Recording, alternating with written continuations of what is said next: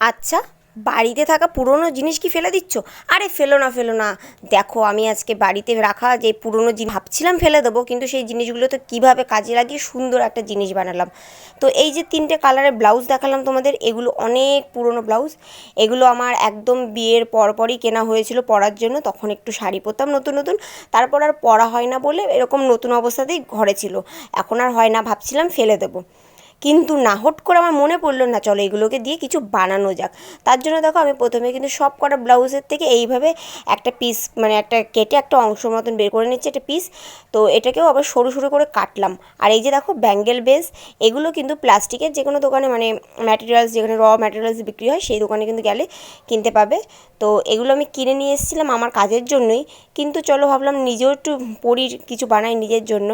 তো তার জন্য দেখো সেই ব্যাঙ্গেলস বেসগুলোর উপরে আমি এখন লাল যে কাপড়টা কেটেছিলাম সেটা দিয়ে এই যে ভালো করে পেঁচিয়ে নিচ্ছি।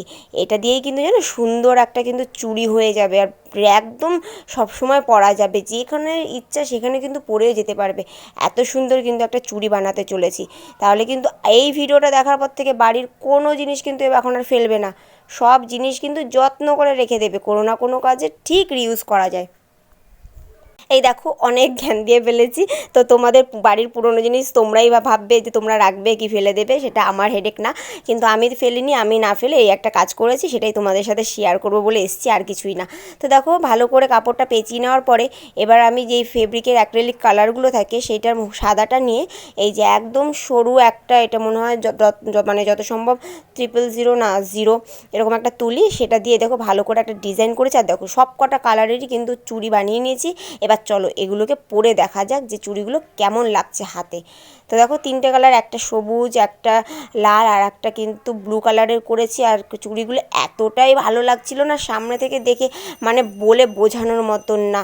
তো দেখো এই যে আমি এক এক করে পরে নিচ্ছি, আর তোমরাই কিন্তু অবশ্যই কমেন্টে সবাই জানিয়ে যাবে যে চুড়িগুলো কেমন হয়েছে। কমেন্ট না করে কিন্তু কেউ একদম যাবে না, ওকে?